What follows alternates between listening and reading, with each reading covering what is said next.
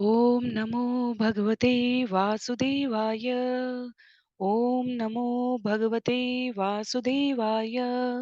ॐ नमो भगवते वासुदेवाय। हरे कृष्णा। सभी भक्तों को सादर प्रणाम। श्रीमद् भागवतम महापुराण सत्रों की इन श्रृंखला में सभी भक्तों का स्वागत है। हम सभी यहाँ पर 18,000 श्लोकों वाले श्रीमद् भागवतम महापुराण को अंतर्राष्ट्रीय कृष्ण भावनामृत संघ के संस्थापक आचार्य कृष्ण कृपामूर्ति श्री श्रीमद अभय चरणारविंद भक्ति वेदांत स्वामी श्रील प्रभुपाद के द्वारा लिखित सुंदर पुस्तकों के मार्गदर्शन में भक्तों के संग श्रवण और पठन करने का प्रयास कर रहे हैं।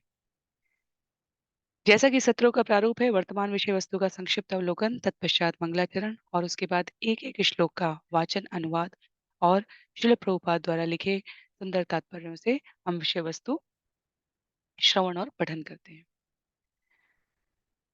वर्तमान विषय वस्तु स्कंद 7 अध्याय 3 जहां हमने श्रवण किया, वहां असुरराज हिरण्यकशिपु के सामान्य जनजीवन को अस्त व्यस्त करने के, ब्रह्मांड के आधिपत्य को प्राप्त करने के और ब्रह्मा जी को वर प्राप्त करने के लिए साधन के रूप में प्रयोग करके उसके पश्चात उन्हीं के द्वारा रचित सृष्टि को अपने आतंक से छिन्न भिन्न करने के प्रयास में असुरराज हिरण्यकशिपु का वर्णन है। इससे पहले के प्रसंग में उन्होंने अपने भाई हिरण्याक्ष की मृत्यु के पश्चात उनकी पत्नी वृषाभानु और माता दिति को सांत्वना देते हुए शरीर और आत्मा की पृथकता के बारे में, शाश्वत और अशाश्वत, नित्य और अनित्य जगत के अनेकानेक दार्शनिक सिद्धांतों का निरूपण करते हुए हम लोगों ने पिछले अध्यायों में श्रवण किया। यहाँ आज के सत्र में अध्याय 4 ब्रह्मांड में हिरण्यकशिपु का आतंक, इस अध्याय में 46 श्लोक है और हम लोग आज के सत्र में इसे आरंभ करने का प्रयास करने जा रहे हैं। तो आरंभ करते हैं मंगलाचरण से और उसके पश्चात एक एक श्लोक का हम लोग वाचन करेंगे। नारायणं नमस्कृत्य नरं चैव नरोत्तमं देवीं सरस्वतीं व्यासं ततो जयम् उदीरयेत्। शृण्वतां स्वकथा कृष्ण पुण्यश्रवणकीर्तन यद्यन्तस्थो य भद्राणि विदुनोति सुयत्स्यतां। नष्टप्रायेषु भद्रेषु नित्यं भागवत सेवया भगवत्युत्तमश्लोके भक्तिर्भवति नैष्ठिकी। ॐ अज्ञानतिमिरान्धस्य ज्ञानाञ्जनशलाकया चक्षुन्मीलितं येन तस्मै श्रीगुरुवे नमः। मूकं करोति वाचालं पङ्गुं लङ्घयते गिरिं यत्कृपातमहं वन्दे परमानन्दमाधवं। वाञ्छाकल्पतरुभ्यश्च कृपा सिन्धुभ्य एव च पतितानां पावनेभ्यो वैष्णवेभ्यो नमो नमः। जय श्री कृष्ण चैतन्य प्रभु नित्यानंद श्री अद्वैत गदाधर श्रीवासादि गौर भक्तवृंद। हरे कृष्ण कृष्ण कृष्ण हरे हरे, हरे राम राम राम हरे हरे। हरे कृष्ण कृष्ण कृष्ण हरे हरे, हरे राम राम राम हरे हरे। हरे कृष्ण कृष्ण कृष्ण हरे हरे, हरे राम राम राम हरे हरे। हरे कृष्णा। तो पुनः सभी भक्तों का सत्र 365 में आप स्वागत है। हम सभी आरंभ कर रहे हैं स्कंद 7 अध्याय 4 ब्रह्मांड में हिरण्यकशिपु का आतंक। तो जहाँ अध्याय 3 समाप्त हुआ था, वहां हिरण्यकशिपु द्वारा वो सभी संभावित समीकरण का प्रयोग करके ब्रह्मा जी से वर मांगने का प्रयास था, जिसके द्वारा ब्रह्मा जी तो एक निश्चित समयावधि के पश्चात अपने पद से हट जाएं, पर हिरण्यकशिपु कभी न मरे। न मनुष्य से, न पशु से, न घर के अंदर, न बाहर, न किसी अस्त्र से, न किसी शस्त्र से। सभी प्रकार के जो संभावित समीकरण थे, उसका प्रयोग करके हिरण्यकशिपु को लगा कि वो इस परमात्मा की सृष्टि को चुनौती देते हुए, जहां ब्रह्मा जी द्वारा स्पष्ट रूप से कह दिया गया कि मृत्यु तो निश्चित है, उसके पश्चात तुम वर मांगो। तो हिरण्यकशिपु को लगा कि वो विधाता द्वारा दी गई बुद्धि का, सामर्थ्य का प्रयोग करके विधाता को चकमा देने के लिए इस प्रकार का वरदान मांग सकते हैं, जिससे वो कभी नष्ट ना हो। जितनी शक्तियां हैं इस योग तप के बल पे, ये सब कुछ हम लोगों ने पिछले श्लोकों में श्रवण किया। तो यहाँ पर क्या हो रहा है, यहाँ इस वरदान को प्राप्त करने के पश्चात उन्होंने किस प्रकार दुरुपयोग किया है, कैसे आतंक फैलाया है, कैसे अपने मनोकामनाओं की पूर्ति के लिए अन्यों को त्रास दिया है, इसका वर्णन है। श्री नारद उवाच एवं वृतशतधृती हिरण्यकशिपोरथ प्रादात्ततपसा प्रीतो वरांस्तस्य सुदुर्लभान्। नारद मुनि ने कहा, ब्रह्मा जी हिरण्यकशिपु की दुष्कर तपस्या से अत्यंत प्रसन्न थे। अतएव जब उसने उनसे वर मांगे तो उन्होंने निस्संदेह वे दुर्लभ वर प्रदान कर दिया। तो ब्रह्मा जी प्रसन्न थे क्योंकि वो विधाता की रचना के भीतर उपस्थित सभी प्रकार के समीकरणों में कर्ता भगवान का दर्शन कर सकते थे। उन्हें पता था कि ये कितने भी समीकरण बना ले, जितनी कठिन चुनौती रहेगी भगवान से द्वेष करने वालों के द्वारा, भगवान उतनी रोचक उपस्थिति के साथ भक्तों को आनंद देने के लिए प्रस्तुत होंगे।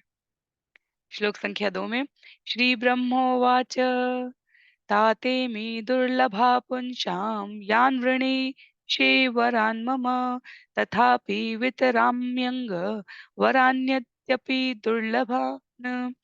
ब्रह्मा जी ने कहा, हे हिरण्यकशिपु, तुमने जो वर मांगे हैं वे अधिकांश मनुष्यों को बड़ी कठिनाई से प्राप्त होते हैं।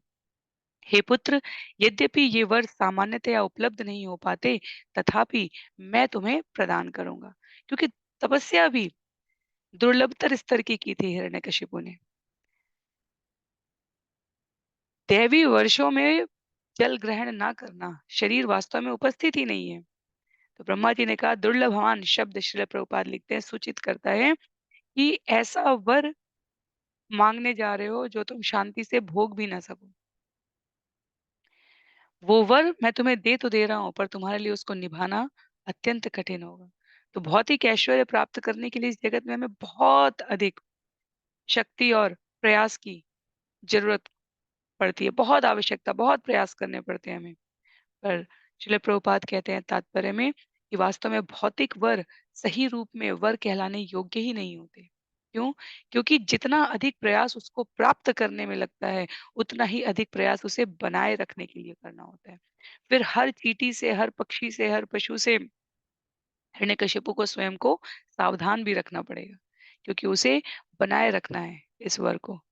तो हिरण्यकशिपु वर्तमान में ब्रह्मा जी से ये वरदान प्राप्त करके प्रसन्न हो गए। ततो जगाम भगवान मोघानुग्रहो विभु पूजितो असुरवर्येण स्तूयमान प्रजेश्वरे।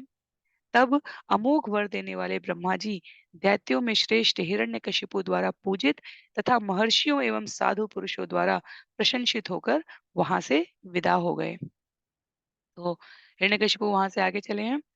एवं लब्धवरो दैत्यो बिभ्रद्देम अयं पपु भगवत्य करोत्वेषं भ्रातुर्वर्धम् अनुस्मरन्। एवं लब्धवर दैत्य बिभ्रद्हेममयं वपु भगवती अकरोद्वेषं भ्रातुवधम् अनुस्मरन्। इस प्रकार ब्रह्मा जी से आशीष पाकर तथा कांति युक्त स्वर्णिम देह पाकर असुर हिरण्यकशिपु अपने भाई के वध का स्मरण करता रहा, जिससे वह भगवान विष्णु का ईर्ष्यालु बना रहा। इतने सालों की तपस्या के पश्चात, वर प्राप्त करने के पश्चात, ब्रह्मांड के समस्त अप्राप्य ऐश्वर्यों को ब्रह्मा जी से सुनिश्चित करने के पश्चात कि मेरे भोग के लिए उपलब्ध हो, हिरण्यकशिपु का भगवान से ईर्ष्यालु स्वभाव बना रहा। वास्तव में ये दक्ष प्रजापति जैसा व्यवहार कितने लोक सभा में खड़े हुए उनके लिए, उनकी दृष्टि इस पर नहीं थी, कौन नहीं खड़ा हुआ। तो ईर्ष्यालु व्यक्ति का स्वभाव भगवान से द्वेष करने में उसी अर्थ में होता है। आगे के श्लोकों में सविजित्य दिशा सर्वा लोकान् क्षत्रीन् महासुर देवासुर मनुष्येन्द्र गंधर्व गरुणोरगान् सिद्धचारण विद्याध्रान् ऋषीन् पितृपतिम् अमून्। यक्ष रक्ष पिशाचेशान् प्रेतभूतपतीनपि सर्वसत्त्वपतिं चित्वा वसमानीय विश्वजित् जहार लोकपालानां स्थानानि सह तेजसा। हिरण्यकशिपु समग्र ब्रह्मांड का विजेता बन गया।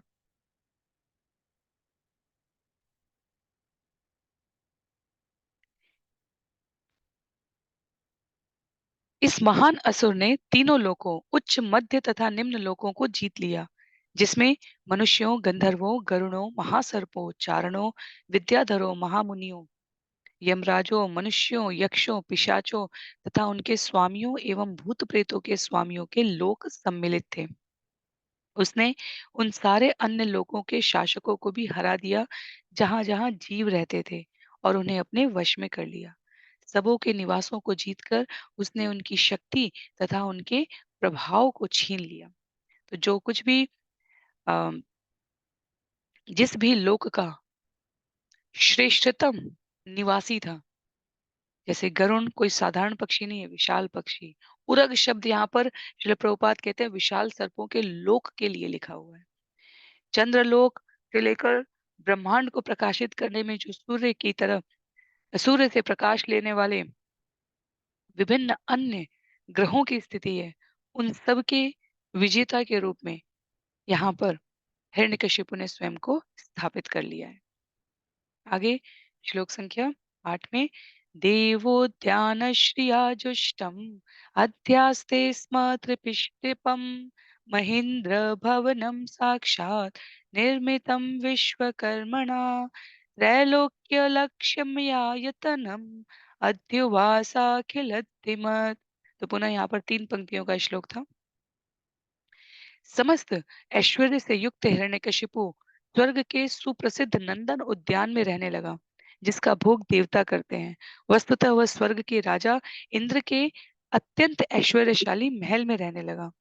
इस महल को देवताओं के शिल्पी साक्षात विश्वकर्मा ने निर्मित किया था, और इसे इतने सुंदर ढंग से बनाया गया था मानो संपूर्ण विश्व की लक्ष्मी वहीं निवास कर रही हो। तो ऐश्वर्य की समता भूलोक से और उच्च लोक से करने में किसी भी मामले में बिल स्वर्ग के लोक निवासी कम नहीं है। तो श्रील प्रभुपाद यहाँ इसीलिए कहते हैं उच्च लोक के सारे स्वर्ग लोक निम्न लोकों की तुलना में जिसमें हम सभी निवास करते हैं सैकड़ों गुना अधिक समृद्ध है। क्यों? क्योंकि विश्वकर्मा जो शिल्पी हैं देवताओं के, वो अद्भुत इमारतों बनाने में अत्यंत प्रसिद्ध है। ऐश्वर्यशाली उद्यान, पार्क, अम, ना केवल इमारतें अपितु दिव्यता से, ओतप्रोत भव्यता से जुड़े हुए इन सारे भवनों का पृथ्वी लोक के निवासियों द्वारा अनुमान भी नहीं लगाया जा सकता। इसलिए जब सकाम कर्म की कामना की जाती है तो उसमें स्वर्ग लोक इस अर्थ में लिया जाता है कि वहां भोगने के लिए और अधिक ऐश्वर्य मिलेंगे। भक्त कभी स्वर्ग लोक की कामना नहीं करता। भक्त को वैकुंठ के नीचे कुछ नहीं चाहिए, आध्यात्मिक जगत से नीचे कुछ नहीं चाहिए। और जो सकाम कर्म करते हैं ऐसा करेंगे तो ऐसा मिलेगा। उनके लिए स्वर्गलोक एक महत्वाकांक्षी योजना के तहत आता है। अगला शरीर कहाँ लेंगे? स्वर्गलोक में लेंगे। आगे के कुछ श्लोकों में स्वर्गलोक की महिमा का, भव्यता का, ऐश्वर्य का वर्णन करते हुए कहा गया है, यत्र विद्रुमसोपाना महामारकता भुव यत्र स्फाटिक कुड्यानि वैदुर्यस्तंभ पंक्तय यत्र चित्रवितानानि पद्मरागासनानि च पयफेन निभासय्या मुक्ता धाम परीक्षता कूचद्भिः नुपुरैर्देव्य शब्दयन्त्य इतस्ततः रत्नस्थलीषु पश्यन्ति सुदति सुन्दरं मुखं तस्मिन् महेन्द्र भवने। तो यहाँ से श्लोक बदल गया है। महिमाएं एक साथ है, सारे श्लोक एक साथ है और उसके पश्चात के तात्पर्य भी एक साथ है। तस्मिन् महेन्द्र भवने महाबलो महामना निर्जितलोकैक्राट् रेमेभिवन्द्याङ्घ्रियुगसुराधिभिः प्रजापत्यैर्मुक्ता पितैरुर्जित चंड शासन। राजा इंद्र के आवास की सीढ़ियां मूंगे की थी। फर्श अमूल्य पन्ने से जटित थे। दीवालें स्फटिक की थी और खंभे वैदुर्य मणि के थे। उसके अद्भुत वितान सुंदर ढंग से सजाए गए थे। आसन मणियों से जड़ित जड़ित जटित थे और झाग के सदृश श्वेत रेशमी बिछौने मोतियों से सजाए गए थे। वे महल में इधर उधर घूम रही थी। उनके घुंघरों से मधुर झनकार निकल रही थी और वे रत्नों के में अपने सुंदर प्रतिबिंब देख रही थी। किंतु अत्यधिक सताए गए देवताओं को हिरण्यकशिपु के चरणों पर सिर झुकाना पड़ता था, क्योंकि उसने देवताओं को अकारण ही दंडित कर रखा था। इस प्रकार हिरण्यकशिपु उस महल में रह रहा था और सबों पर कठोरता से शासन कर रहा था।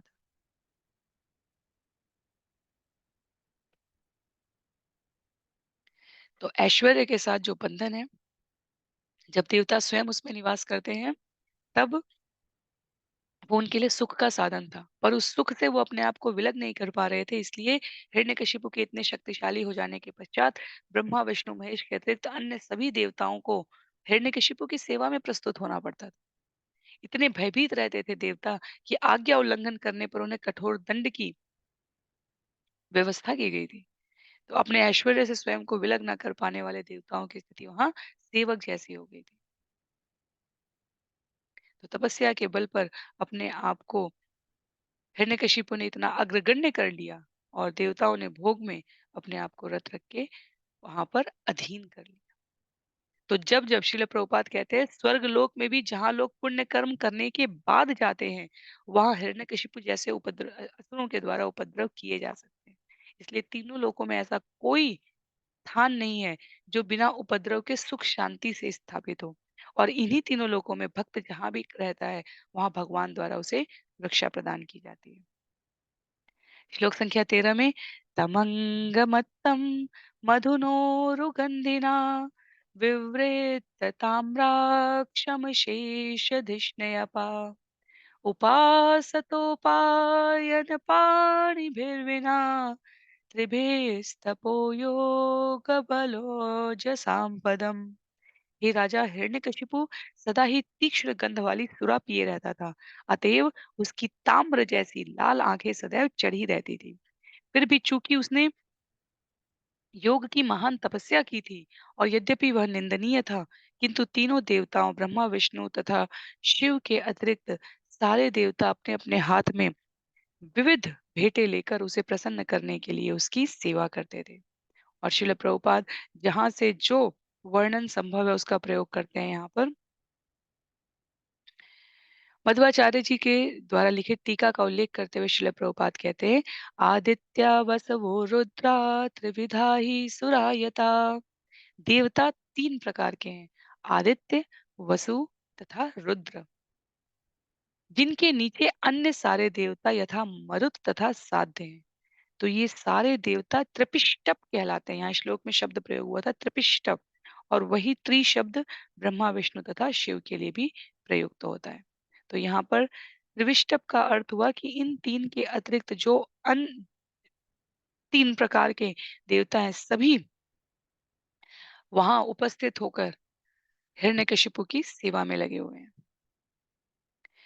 जगुर्महेन्द्रासनमोजसा स्थितं विश्वावसुस्तं बुरुरस्मदादय गन्धर्वसिद्धा ऋषयोस्तु वन्मुहुः विद्याधराश्चाप्सरसश्च पांडव। हे पांडु के वंशज महाराज युधिष्ठिर, हिरण्यकशिपु ने राजा इंद्र के सिंहासन पर आसीन होकर अपने निजी बल से अन्य सारे लोकों के निवासियों को वश में किया।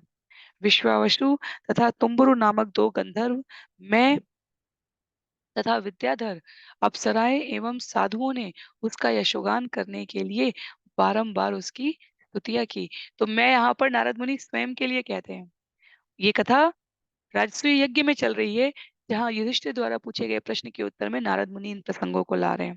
तो नारद मुनि कहते हैं कि मेरे जैसे भक्त भी वहां पर, इसका अर्थ ये नहीं है कि नारद मुनि हिरण्यकशिपु के अधीन है।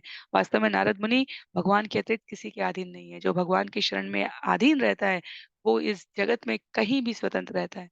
जो भगवान के चरणों से दूर रहता है, वो इस जगत में हर जगह परतंत्र है। तो नारद मुनि जैसे महर्षि, देवर्षि तो असुरों की सभाओं में भी जाते हैं। वहाँ अवसर प्राप्त हो करने की चाह में ये कैसे भगवान नाम का प्रचार करने का उन्हें मौका मिले।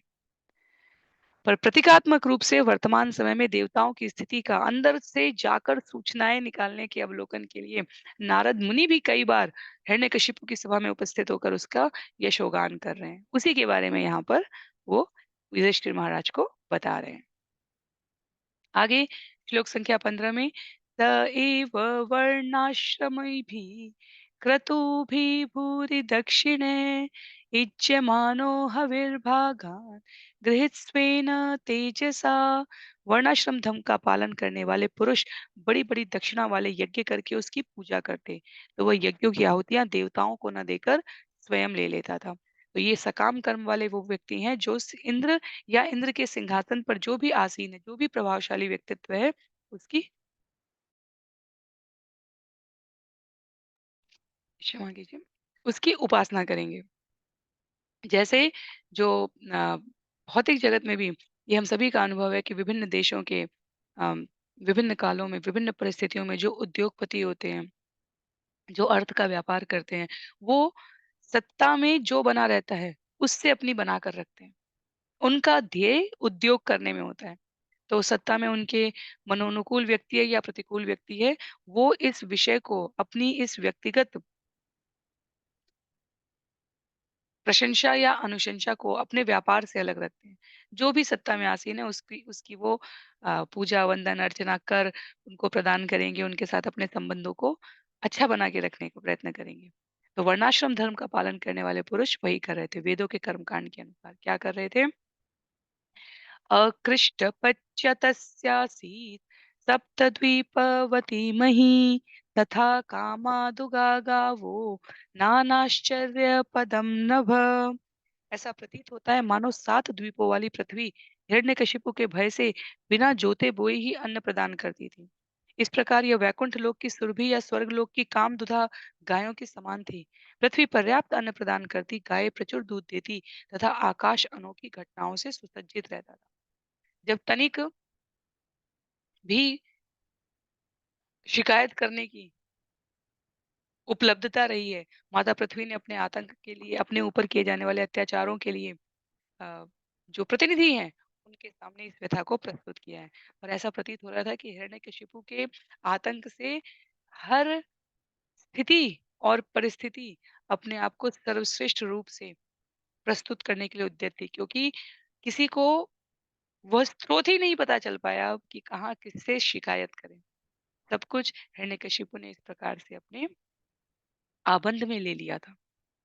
श्लोक संख्या 17 में रत्नाकराश्च रत्नौघान् तत्पत्न्यश्चोहुरुर्मिभिः चारसीधुघृतक्षौद्र दधी क्षीरामृतोदका। ब्रह्मांड के विविध विविध सागर अपनी पत्नियों स्वरूप नदियों तथा उनकी सहायक नदियों की लहरों से हिरण्यकशिपु के उपयोग हेतु विविध प्रकार के रत्नों की पूर्ति करते थे। ये सागर लवण, इक्षु, सुरा, घृत, दुग्ध, दही तथा मीठे जल के थे, जिसको हमने स्कंद 5 में श्रवण किया। एक-एक द्वीप के पश्चात जो सागर की लहर है आवृत है, घेरा है, वो किन-किन पदार्थों की में थी? कहीं खारा जल था, कहीं मीठा जल था, कहीं दूध था, कहीं दही था, कहीं सुरा था, कहीं घी था और कहीं इक्षु रस, गन्ने के रस से घिरी हुई विभिन्न द्वीपों में। और सभी द्वीप ऐसा प्रतीत हो रहा था कि अपने समस्त सामर्थ्य के साथ हिरण्यकशिपु को प्रसन्न रखने का प्रयास कर रहे थे। तो श्रील प्रभुपाद यहाँ पर लिखते हैं कि इससे ये निष्कर्ष निकलता है कि अन्य लोकों में जो जीव रहते हैं वहां भूमंडल पे दिखने वाले ऐश्वर्यों से कम ऐश्वर्य नहीं है। ये हमारी शुद्रता है, ये हमारे ज्ञान की सीमितता है कि हम जितना देख पाते हैं उतना ही सत्य समझते हैं। और इस आधार पर आधुनिक विज्ञानी ये मत बनाकर रखे हैं कि इस लोक में जीव रहते हैं, अन्य लोक या तो शून्य है या धूल से भरे हुए हैं। पर ये वास्तव में सत्य नहीं है। व्यास मुनि हमारे प्रामाणिक आचार्य हैं। सुखदेव गोस्वामी शक्त्यावेश अवतार यहाँ पर इन बातों को प्रस्तुत कर रहे हैं और आध्यात्मिक साधक के रूप में, आध्यात्मिक विज्ञानी के रूप में आचार्यों द्वारा दिए गए इस ज्ञान से हम ये निष्कर्ष निकालते हैं कि अन्य स्थानों पर, अन्य लोकों में भी ऐश्वर्य प्रचुरता में उपलब्ध है। जितना हम यहाँ देख पा रहे हैं उससे कई गुना अधिक।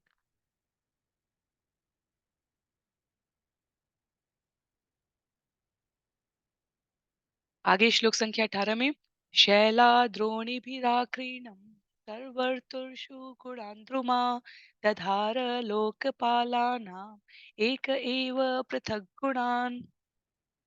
पर्वतों के मध्य की घाटियां हिरण्यकशिपु की क्रीड़ा स्थली बन गई, जिसके प्रभाव से सभी पौधे सभी ऋतुओं में प्रभुत फूल तथा फल देने लगे।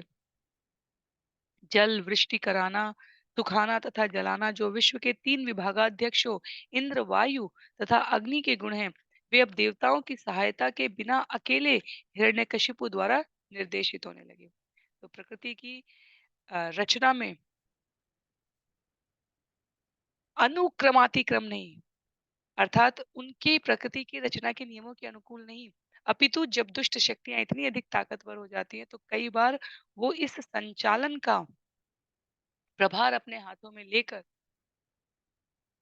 उत्तरदायित्व को स्वयं वहन करते हुए सभी प्रकार के उत्पीड़नों से प्रजा के सोचने समझने कार्य करने की शक्ति को इतना क्षीण कर देते हैं कि सभी तकनीकी तरीके से, जिसे हम कहते हैं ऑटोमेटिक वे में, अपने कार्यों को बस संचालित कर रहे हैं। तो सभी और हिरण्यकशिपु का यहाँ पर अधिकार व्याप्त हो चुका है, इसका संकेत है यहाँ पे। स इत्थम निर्जित ककुप एक राट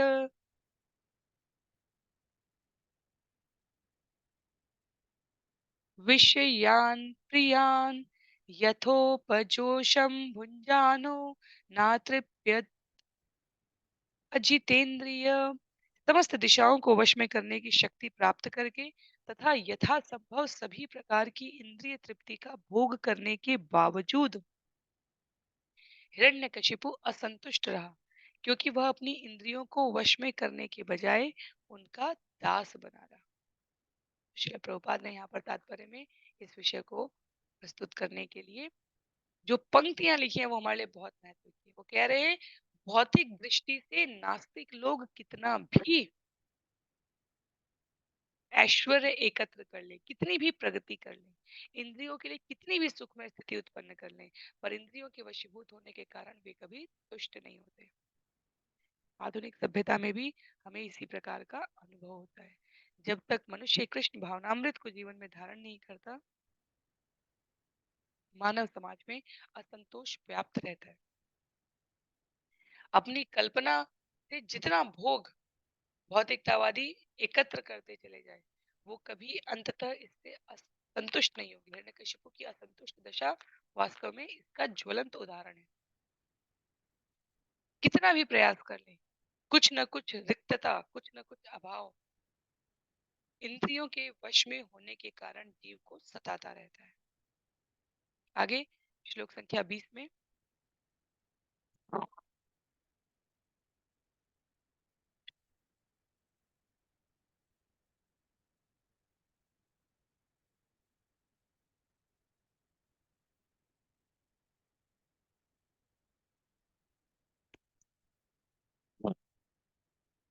एवमैश्वर्यमत्तस्य दृप्तस्य उत शास्त्रवर्तिना कालो महान् व्यतीताय ब्रह्मशापम् उपेयुष। एवमैश्वर्यमत्तस्य दृप्तस्य उत शास्त्रवर्तिना कालो महान् व्यतीयाय ब्रह्मशापम् उपेयुष। इस प्रकार अपने ऐश्वर्य से अत्यधिक गर्वित एवं प्रामाणिक शास्त्रों के विधि विधानों का उल्लंघन करते हुए हिरण्यकशिपु ने काफी समय बिताया। अतएव उसे चार कुमारों ने, जो कि प्रतिष्ठित ब्राह्मण थे, श्राप दे दिया। तो कोई ना कोई प्रकृति की रचना ऐसी है, भगवान ने भी सृष्टि को इस प्रकार से व्यवस्थित समायोजित कर रखा है कि कई बार सज्जनों की सज्जनता युक्त जीवन यापन करने में यदि हमें उसमें कायरता का अनुभव हो तो हमें ये विस्मृत नहीं करना चाहिए कि अपने लिए बनाए गए नियमों का पालन करने के लिए अत्यधिक साहस की आवश्यकता होती है। सबसे पहले तो अपनी इंद्रियों को जीतना होता है। यदि हमने कुछ भी निश्चित किया हो, प्रतिदिन 4 माला का ही जाप करना है, इस समय पे करना है। साधकों का अपना अनुभव होगा कि उस समय पे करने के लिए उन्हें निश्चित रूप से अतिरिक्त प्रयास करने होते हैं।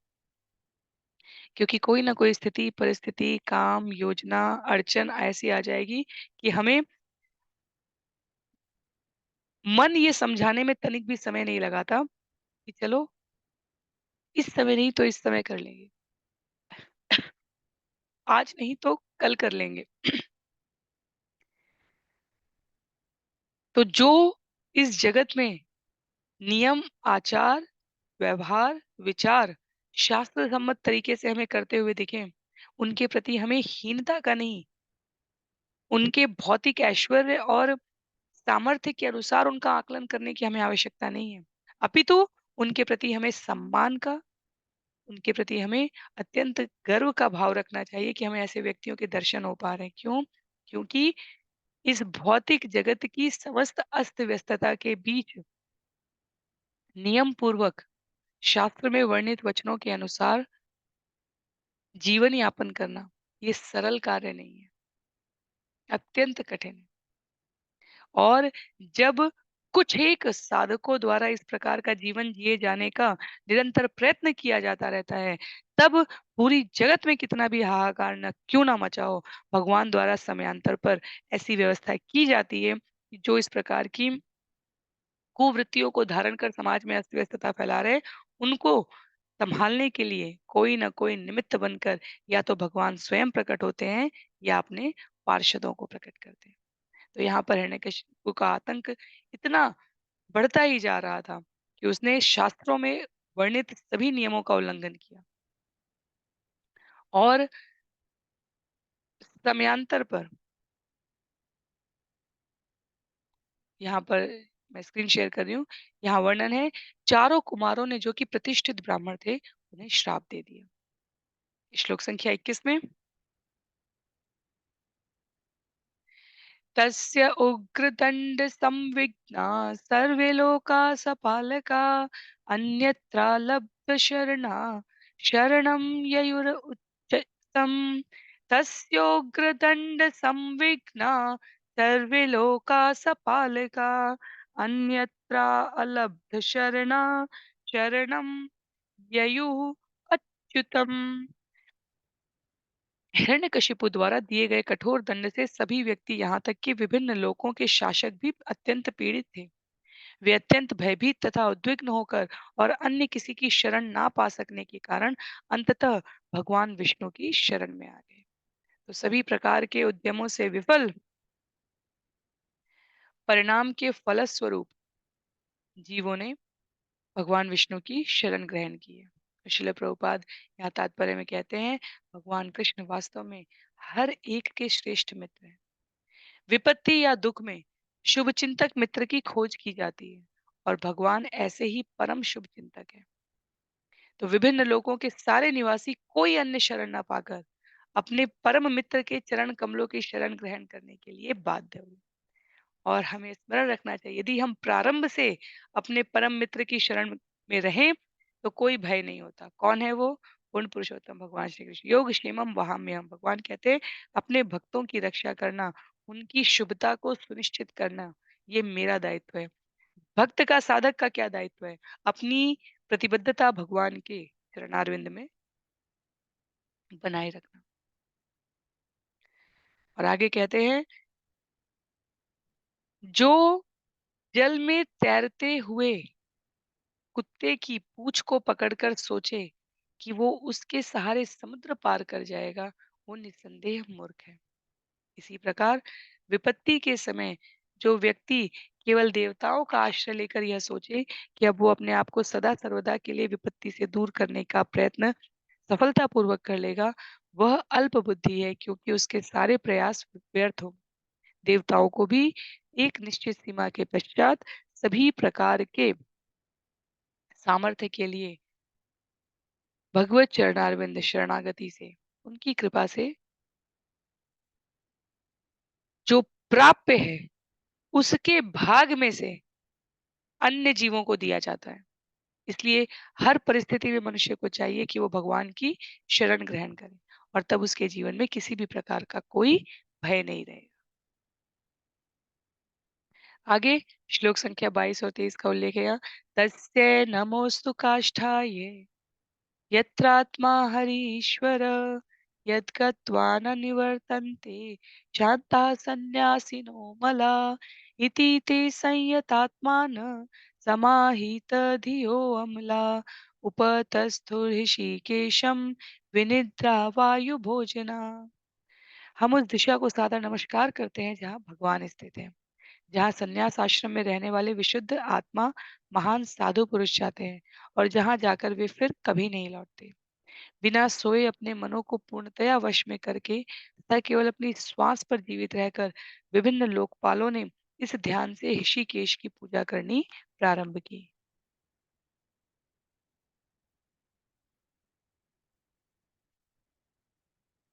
वास्तव में लोकपाल अब जब यहाँ पर केवल श्वास पर जीवित रहकर ऋषिकेश की पूजा आरंभ कर रहे हैं, श्रील प्रभुपाद यहाँ तात्पर्य में कहते हैं, ये दर्शन किए बिना कि भगवान किधर है, वो उस दिशा को नमस्कार नमस्कार करते हैं जहाँ भगवान स्थित है। कहने का अभिप्राय है, उस दिशा में जहाँ हरि स्थित है, इसका अभिप्राय, इसका प्रयोजन क्या हुआ? इसका प्रयोजन हुआ प्रत्येक दिशा, प्रत्येक हृदय, प्रत्येक परमाणु में विद्यमान भगवान हिरण्यकशिपु के काल के उस प्रभाव में भी सर्वत्र व्याप्त थे। पर लोकपालों द्वारा इसका अनुभव जब तक अपनी निष्ठा को एकाग्र करके भगवान के चरणों की ओर केंद्रित नहीं किया गया, तब तक अनुभव नहीं हुआ। और इसीलिए हम मनुष्यों के लिए, साधारण जीवों के लिए धाम की महत्ता बताई जाती है। भगवान के धाम में, धाम किस स्थान को कहते हैं? धाम उसे कहते हैं जहाँ भगवान ने लीलाएं किया। अयोध्या, वृंदावन, द्वारका, जब प्रभुपाद यहाँ वर्णन करते हैं, कहते हैं ऐसे धामों में कलयुग का या किसी असुर का प्रभाव नहीं रहता। धाम का आश्रय ग्रहण करने से जीवन में भगवान की पूजा करना सुगम हो जाती है। इसीलिए जब भी कोई श्रील प्रभुपाद से या उनके परंपरा में आचार्यों से प्रश्न करता है कि कैसे निर्णय करें कि कहाँ निवास करना है, गांव में, शहर में, मेट्रो सिटी में, देश में, विदेश में, किस राज्य में, श्रील प्रभुपाद और आचार्य उत्तर देते हैं, जहाँ कहीं भी भक्ति अनुकूल हो वहां निवास करना चाहिए।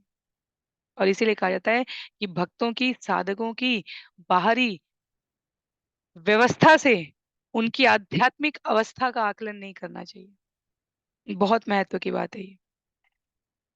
कई बार अपनी साधना को अनवरत, निरंतर गतिमान, प्रवाहमान बनाए रखने के लिए भक्तों द्वारा भौतिक स्तर पर अनेकों प्रकार के समीकरणों को बनाना आवश्यक होता है।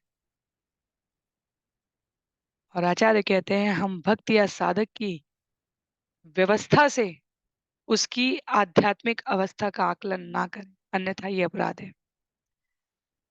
धाम विशेष महत्व रखते हैं। श्रील प्रभुपाद कहते थे वृंदावन से कभी बाहर नहीं जाना चाहिए, पर वृंदावन से बाहर सिर्फ तभी जाना चाहिए जब हम अन्यों को वृंदावन का अनुभव वितरित करने का प्रण लें। श्रील प्रभुपाद अपने जीवन के 50-60 साल की अवस्था के समय का यदि हम उनका वर्णन श्रवण करें, तो बड़े आराम से वृंदावन में 5 रुपए में राधा दामोदर मंदिर में जहाँ पठन पाठन कर रहे थे, श्रीमद् भागवतम लिख रहे थे, वहां निवास कर सकते थे। 69 वर्ष की उम्र में, और उसमें भी वो पिछले कुछ वर्षों से अपने आप को सदैव प्रयासमान रख रहे थे, कैसे हरिनाम का प्रचार प्रसार किया जा सके, कैसे इन इन ग्रंथों के ज्ञान को चैतन्य महाप्रभु के मिशन के प्रारूप में नगर नगर, ग्राम ग्राम स्थापित किया जा सके। तो जब वृंदावन से बाहर निकले हैं श्रील प्रभुपाद, तो इसलिए ताकि हर प्राणी जो अभी तक वृंदावन में नहीं जा पाया है, उसके भीतर हृदय में वृंदावन को स्थापित कर सके। और इसलिए यहाँ पर लिखा है, जो ऐसे धाम में आश्रय ग्रहण करता है, वहाँ आध्यात्मिक कर्मों का फल तुरंत प्राप्त हो जाता है। तो 1-2 श्लोक और देखेंगे हम लोग आज के लिए।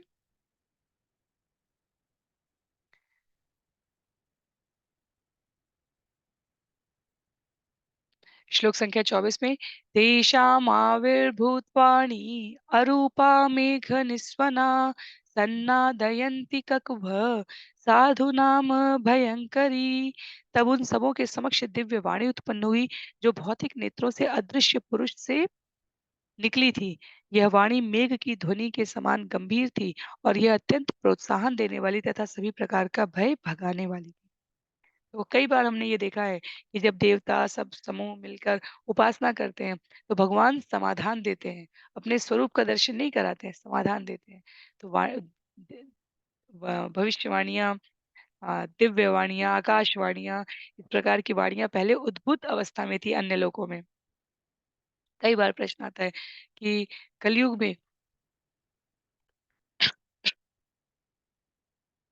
कलयुग में आकाशवाणी क्यों नहीं सुनाई देती?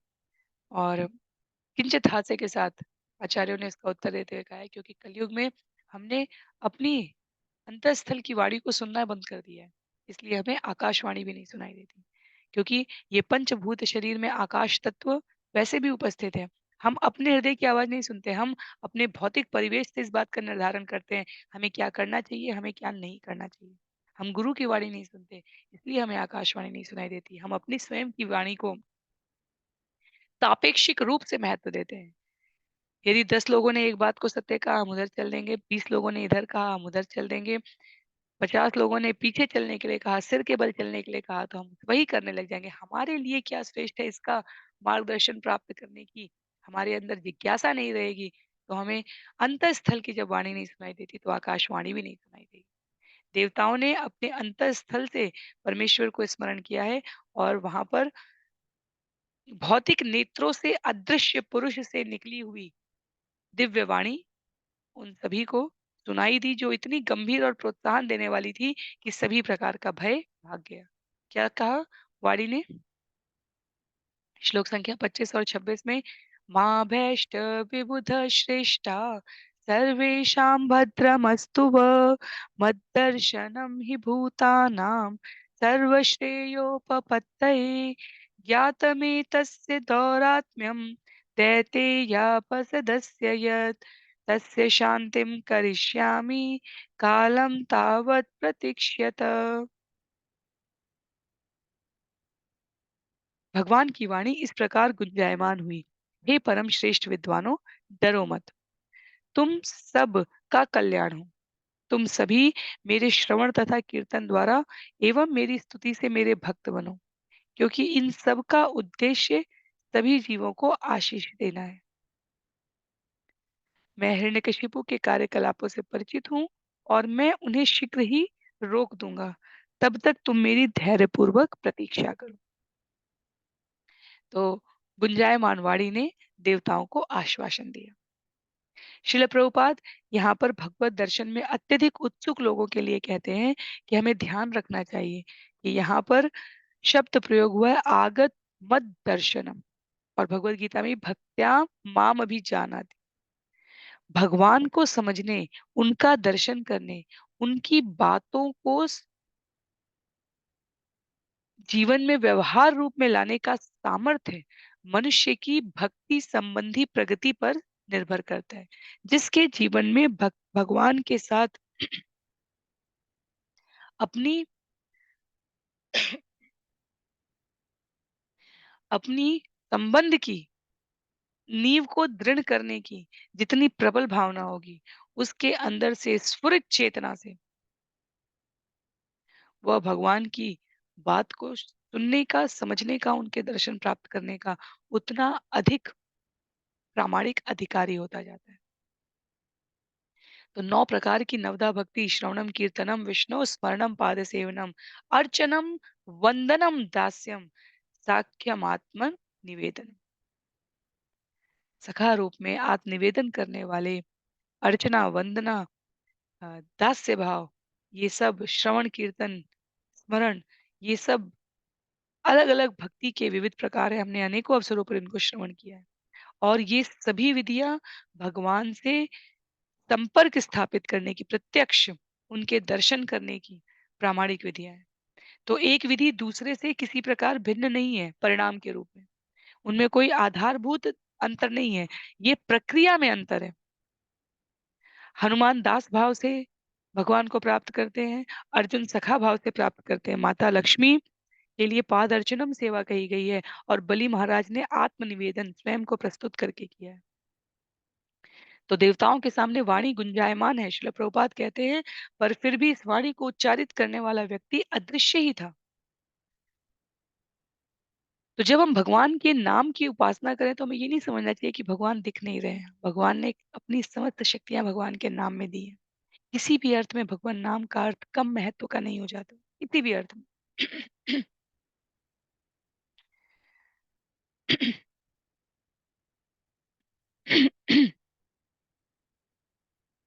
यहाँ यदि हम देखें तो श्रील प्रभुपाद ने लिखा है, भक्ति के 9 प्रकार के कार्यकलाप है। श्रवणम, कीर्तनम, विष्णु स्मरणम, पाद सेवनम, अर्चनम, वंदनम, दास्यम, सख्यम, आत्मनिवेदनम। ये भक्ति कार्य सभी श्रेष्ठ है। इसलिए भगवान की पूजा करने, भगवान का दर्शन करने, भगवान का गुणगान गाने में कोई आधारभूत अंतर नहीं है। ये सभी विधियां हैं और ये सभी समान रूप से भगवत प्राप्ति में लक्ष्य तक पहुंचाने में सामर्थ्य है। इसलिए प्रतिदिन का हरिनाम जाप जो श्रील प्रभुपाद ने साधकों को प्रयास पूर्वक समय निकालकर एकाग्र चित्तता के साथ करने के लिए एक प्रकार से अपरिहार्य रूप से, अर्थात जिसे त्यागा ना जा सके, जिसे छोड़ा ना जा सके, इतने महत्व के साथ वर्णन किया है। पूरे 24 घंटे में यदि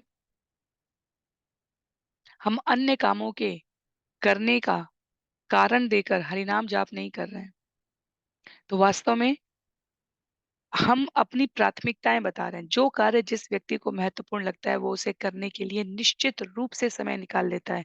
इसमें कोई भिन्नता नहीं है। जो कार्य जिस व्यक्ति को आवश्यक लगता है, उसे करने के लिए वह निश्चित रूप से समय निकाल लेता है। आध्यात्म, भगवान नाम का जाप हमारी प्राथमिकता में आना चाहिए। उसको पूरा करने के लिए हमें निश्चित रूप से समय निकालना चाहिए और सुबह और शाम को 1-1 घंटे ज़ूम पर 8-8 माला सुबह, 8 माला शाम को करने का जो प्रयास है, इसी चैनल के द्वारा जो आप लोगों को व्हाट्सएप ग्रुप में सूचना प्राप्त होती है, मेरा विनम्र निवेदन है, ये स्वांतः सुखाय के लिए। प्रहलाद महाराज इसके उदाहरण है इन्हीं हिरण्यकशिपु के पुत्र के रूप में कि किस प्रकार हरि का नाम हमें सदैव हरि का साथ प्रदान करता है। श्रील प्रभुपाद लिखते हैं, मनुष्य को इस स्थिति का अनुभव करना चाहिए, तभी वह भगवान के कार्यकलापों की परम प्रकृति को समझ पाए। आगे हमें इस हरिनाम की महिमा का और भी सुंदर वर्णन श्रवण करने का लाभ होगा। यहाँ पर देवताओं द्वारा अपने पूरे हृदय की निर्मलता के साथ भगवान का स्मरण किया गया है और भगवान द्वारा भी उनको अपने वाणी से, आचार्यों के लिए भी कहा जाता है, जब तक आचार्य वपु रूप में उपस्थित हैं, बहुत सुंदर अच्छी बात है, पर आचार्य की वाणी और वपु में कोई अंतर नहीं। श्रील प्रभुपाद से जब उनके शिष्यों ने उनके कुछ अंतिम दिनों में इस भौतिक जगत में वास करते समय पूछा था, आपके पश्चात हम क्या करेंगे? श्रील प्रभुपाद ने कहा था, मेरी पुस्तकें पढ़ोगे और उनका प्रचार करोगे। मैं अपनी पुस्तकों के द्वारा अपने प्रत्येक शिष्य के साथ उपस्थित हूँ। पर हमारे अंदर जो द्वेष वृत्ति होती है, जो चुनौती वाली बात होती है, प्रभुपाद भगवान को जानते थे, हम भी जानते थे। प्रभुपाद जो काम कर रहे हैं हम भी कर सकते हैं। पर व्यवहारिक रूप से हम इतने शरणागत हैं उस पर ये निर्भर करता है कि हम भगवान की कृपा को कितना अनुभव कर पाएँगे। तो देवताओं को यहाँ पर इसका अनुभव हुआ। मनुष्य इस स्थिति का अनुभव करना चाहेगा, तभी वो भगवान की प्रकृति को समझ पाएगा और देवता वहाँ पर अनुभव करने के लिए अपने आप को भगवान के सामने निवेदित कर रहे हैं। तो भगवान ने भी आश्वस्त किया है कि आप सभी श्रवण कीर्तन के द्वारा मेरी स्तुति से भक्त बनिए ताकि आपकी चित्तवृत्ति निर्मलता को प्राप्त हो। मैं कार्यकलापों से परिचित हूँ हिरण्यकशिपु के समय आने पर मैं उसे रोक दूंगा। आप लोग धैर्यपूर्वक प्रतीक्षा करें। तो आज के लिए हम लोग सत्र को यहीं पर विराम देंगे। श्लोक संख्या 27 से इस विषय को हम लोग अगले सत्र में श्रवण करने का प्रयास करें। श्रील प्रभुपाद की जय। श्रील गुरुदेव की जय। अनंत कोटि वैष्णव वृंद की जय। श्रीमद् भागवतम महापुराण की जय। हरे कृष्ण।